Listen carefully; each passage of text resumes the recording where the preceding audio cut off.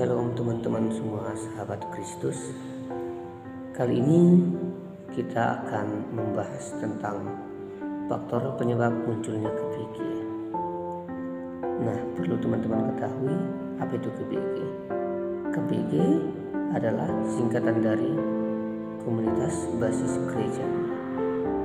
Di sini ada beberapa faktor penyebab munculnya KBG. Nah, yang pertama itu kalau kita lihat dari faktor kemunculannya, yang pertama bahwa karena kekurangan para imam, para pastor, dan tantangan diktator militer. Nah, perlu teman-teman ketahui bahwa gerakan KBG itu bukan berasal dari dalam negeri atau berasal dari Indonesia, tetapi gerakan KBG pertama kali lahir itu di Brasil lewat sebuah pesta dan bersamaan dengan meluasnya pengaruh teologi pembebasan. Berikutnya alasannya adalah paroki dengan pastor yang terbatas, jumlahnya tidak mungkin mampu melayani umat untuk urusan liturgi, urusan peribadatan, pelayanan, sakramen, dan lainnya. Nah, maka dari itu muncullah gerakan yang disebut dengan KBG. Nah, dari semua itu hampir semua negara di Amerika Latin mendapat pengaruh yang besar dari Gereja Katolik Spanyol. Artinya pada waktu itu gereja di Amerika Latin mendapat pengaruh yang besar dari Gereja Katolik Spanyol. Namun karena KBG ini lahirnya dari negeri Samba atau dari Brasil, maka gereja-gereja di Brasil sangat dipengaruhi oleh gereja Prancis. Nah, dalam sejarahnya Gereja Prancis pada abad ke-20 banyak lahir unsur dan paham radikal selain sosialisme Kristen. Pengaruhnya adalah orang Katolik Brasil yang sangat terbuka untuk menerima gagasan atau pengaruh baru dari luar, termasuk pengaruh radikal sekalipun. Nah, dan juga dipengaruhi oleh diktator militer yang mulai berkuasa di negeri itu pada tahun 1964. Maka dari itu, para teolog dan pastor radikal lebih memilih untuk melakukan gerakan secara diam-diam.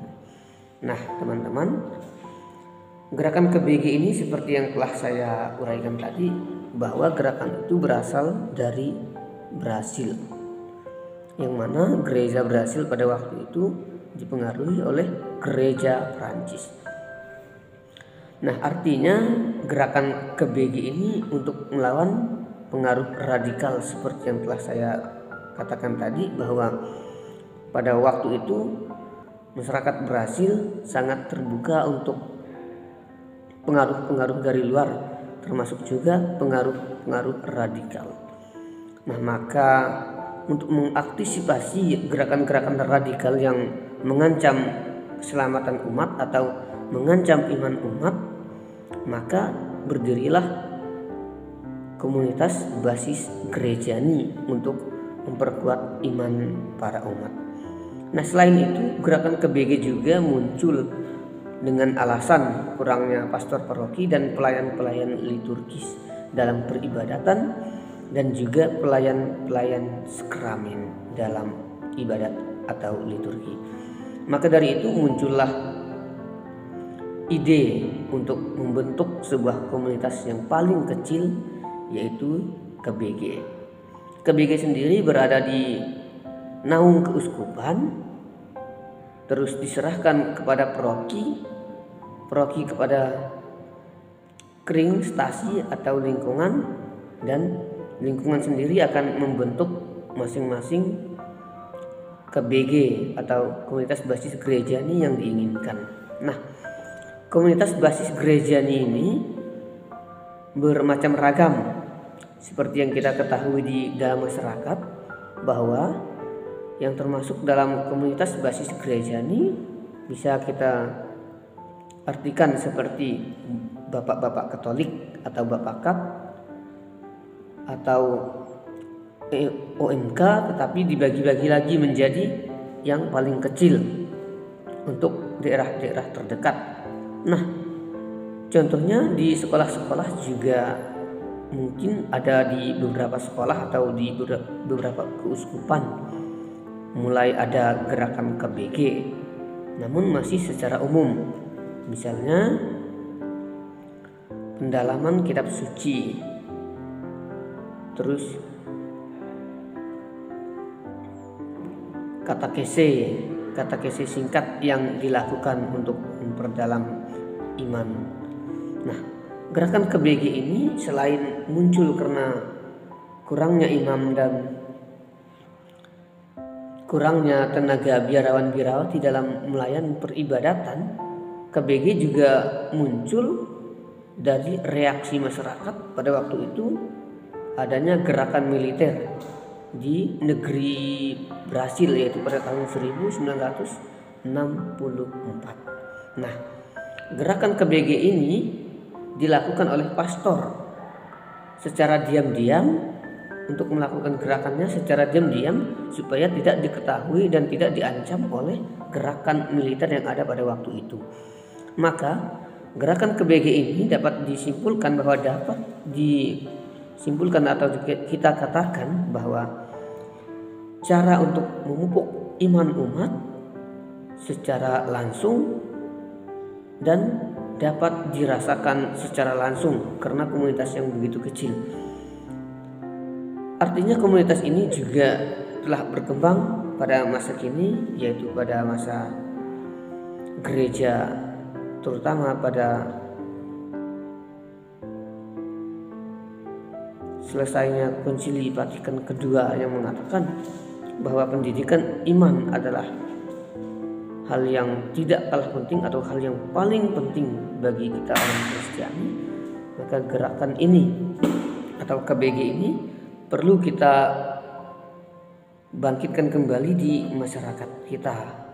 Maka dari itu teman-teman, setelah belajar materi ini, kita akan diperkenalkan lagi dengan bagaimana cara mengelola KBG di lingkungan kita. Baik, di sini saya akan membahas di poin B, yaitu kelesuhan pastoral dan kejutan gereja Protestan. Ada 5 poin yang akan saya bahas. Poin pertama yaitu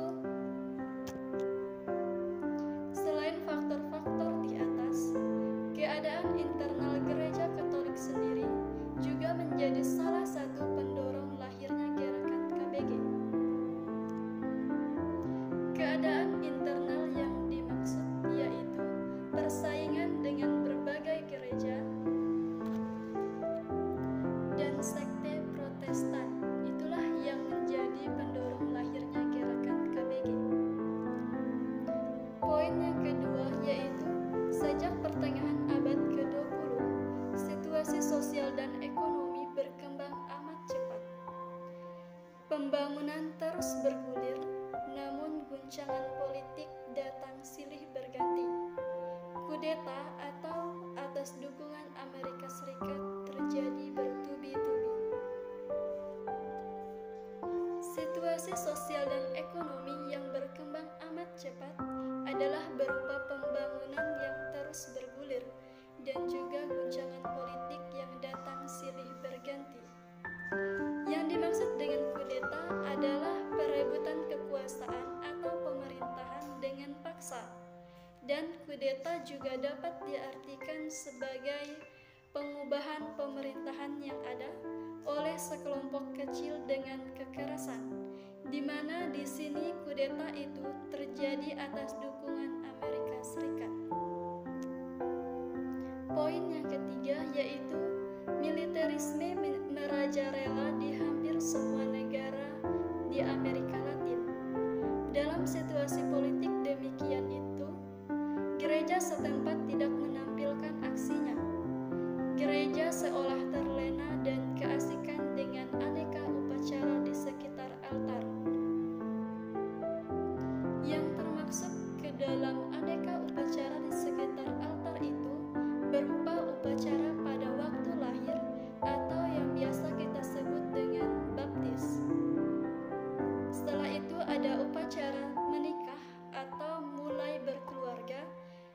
biasa kita sebut dengan sakramen perkawinan, dan yang terakhir ada upacara saat meninggal atau upacara melepas jasad. Poin yang keempat yaitu Gereja Pantekosta dari Amerika Serikat berkembang pesat di Amerika Latin di antara umat Katolik yang tidak dapat pelayanan pastoral yang memuaskan. Karena itu, sebagian umat mulai terpikat oleh gerak gereja-gereja Kristen tersebut. Karena mereka merasa cukup lama terlantarkan oleh pastor gereja Katolik. Sebab para pastor terlalu sibuk menerimakan sakramen dan mengadakan upacara-upacara untuk umatnya yang tinggal di kota-kota dan wilayah yang mudah terjangkau.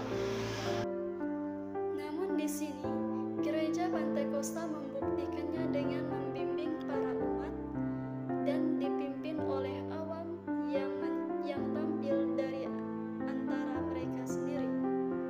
Mereka berkumpul dan meneguhkan iman mereka dengan sumber kitab suci. Gerak dari Gereja Pantekosta membuat mereka sungguh menarik umat Katolik yang sudah lama merindukan reksa pastoral dari para klerus.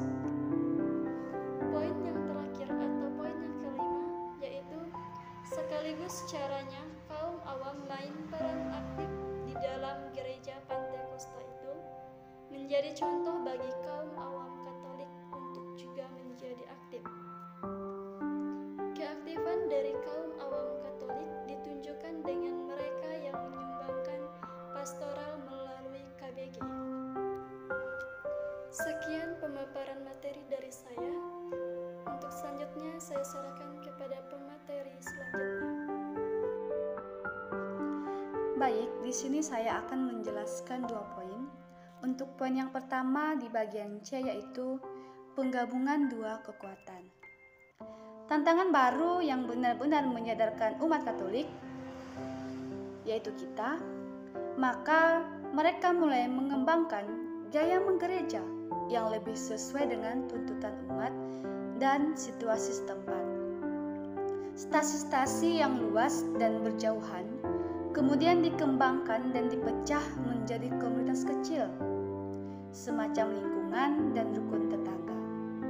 Stasi yang semula dipimpin oleh seorang katekis, kini dipecah kembali menjadi komunitas kecil dengan tim pastoral yang dipilih di antara umat sendiri untuk menjadi pemimpinnya. Jadi, kepemimpinan jemaat di tingkat akar rumput berada di tangan tim pastoral yang terdiri dari orang-orang setempat.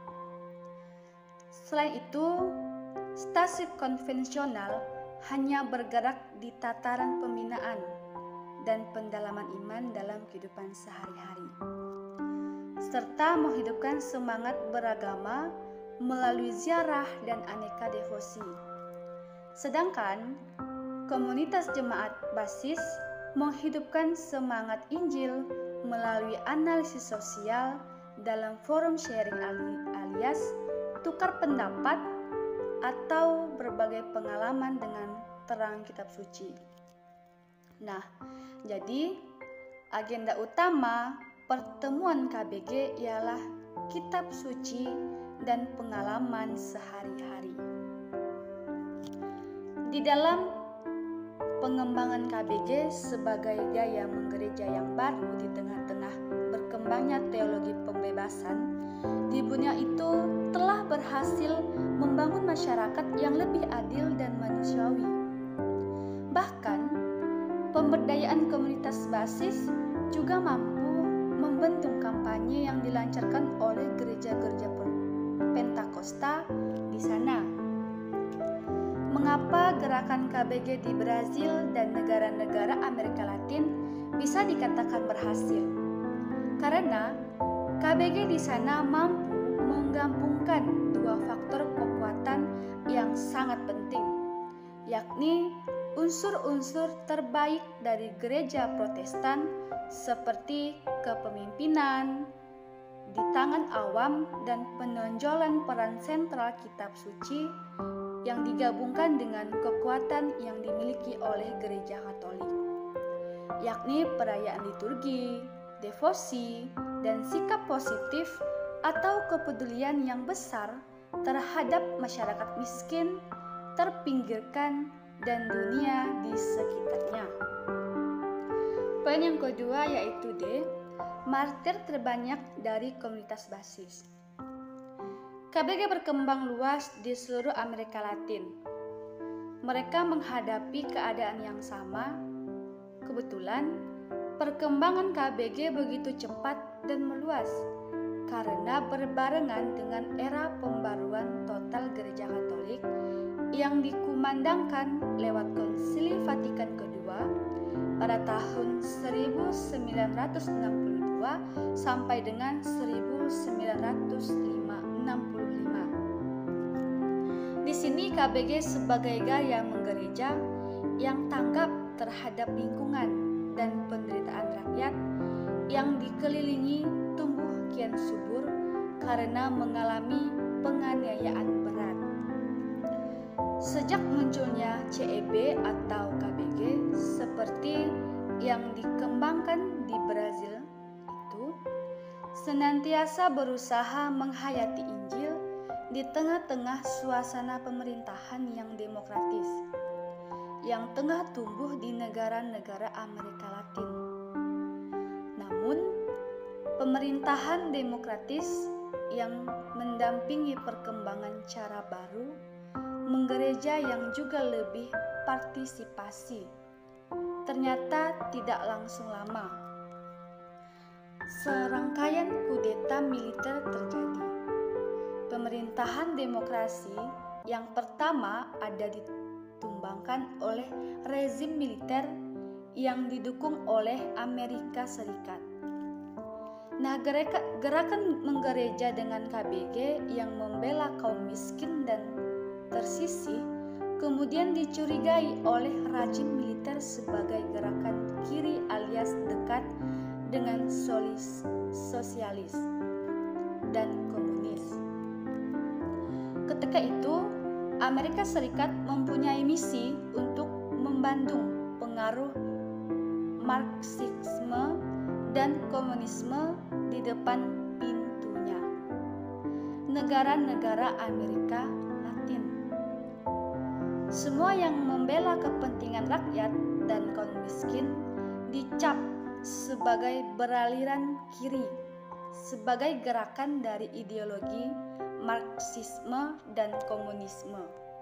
Pendek kata, siapapun yang melakukan pembelaan terhadap kaum papa dan terpinggirkan harus dibasmi. Maka, ribuan tokoh yang mengembangkan dan menggerakkan KBG seperti pendamping, fasilitator, dan aktivis ditangkap, ditahan, atau dengan gampangnya dilenyapkan. Termasuk diantaranya adalah pastor dan suster. Mereka yang membela kepentingan rakyat dianggap anti rezim militer yang berkuasa. Ada pula yang mendompleng ikut membasmi pergerakan KBG, yakni para tuan tanah dan penguasa yang memiliki dendam kesumat karena pernah menjadi korban Landfront atau aksi keadilan lain yang dilancarkan oleh aktivisi gereja di masa pemerintahan demokratis. Bahkan bisa dicatat bahwa dalam sejarah gereja Katolik selama 2000 tahun, martir terbanyak yang menyuburkan kehidupan menggereja sebenarnya justru datang dari gerakan itu di Amerika Latin. Ratusan atau bahkan ribuan orang yang hilang atau dibunuh hanya dalam kurun waktu 1970 sampai dengan 1980. Yang menindas dan membasmi para anggota dan pergerakan KBG, siapa lagi kalau bukan sesama orang Katolik yang sedang berdiri di pihak rezim militer dukungan Amerika Serikat. Nah, penindasan dan pembasmian oleh penguasa tidak meredakan gerakan KBG.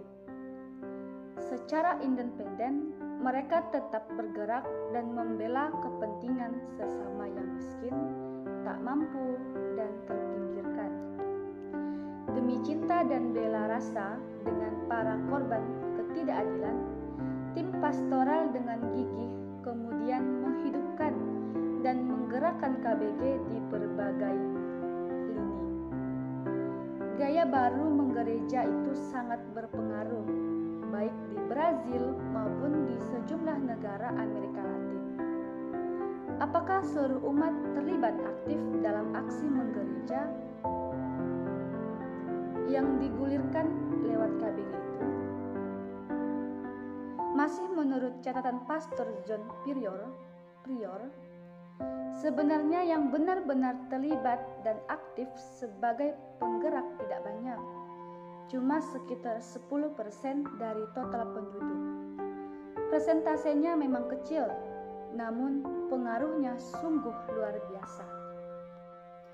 Seperti yang kita ketahui, bahwa wilayah paroki sangat luas. Permukiman warga terbesar di seluruh pelosok negeri. Para pastor tidak mungkin bisa melayani secara intensif, apalagi tiap hari Minggu di setiap stasi atau pemukiman yang jauh dari jangkauan pusat paroki. Banyak stasi yang tidak terjangkau oleh pelayanan pastor paroki, yang biasanya tinggal di kota-kota kecil atau kota besar. Maka, lewat KBG muncullah kaum awam setempat yang kemudian mengambil peran dalam pembinaan keimanan umat tanpa harus menunggu atau menggantungkan diri pada pelayanan para pastor. Nah, teman-teman yang terkasih, mungkin sekian materi yang dapat kami sampaikan. Semoga apa yang telah kami sampaikan, yang telah kami pelajari dapat bermanfaat bagi kita semua. Nah, marilah kita bersama-sama mengembangkan KBG di lingkungan kita masing-masing, terutama kita sebagai orang Katolik. Jangan sampai KBG yang menjadi ciri khas gereja kita, yaitu Gereja Katolik Barat, hilang di telan zaman. Marilah kita mulai membangun kembali supaya iman kita semakin dikuatkan, semakin ditambahkan. Nah, mulai dari hari ini dan seterusnya, saya mengajak teman-teman semua bersama-sama untuk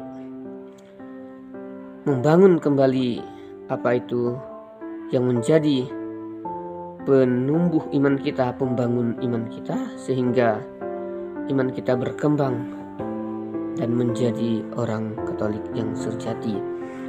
Nah, untuk akhir kata, saya ingin mengutip suatu pernyataan yang dikatakan oleh Uskup pertama Pribumi, yaitu Sugio Pranoto. Beliau mengatakan, semenjak ia ditabiskan menjadi uskup, ia mengatakan suatu pernyataan ini: kita harus menjadi 100% Indonesia, 100% Katolik. Mungkin sekian dari kami. Terima kasih, Tuhan memberkati.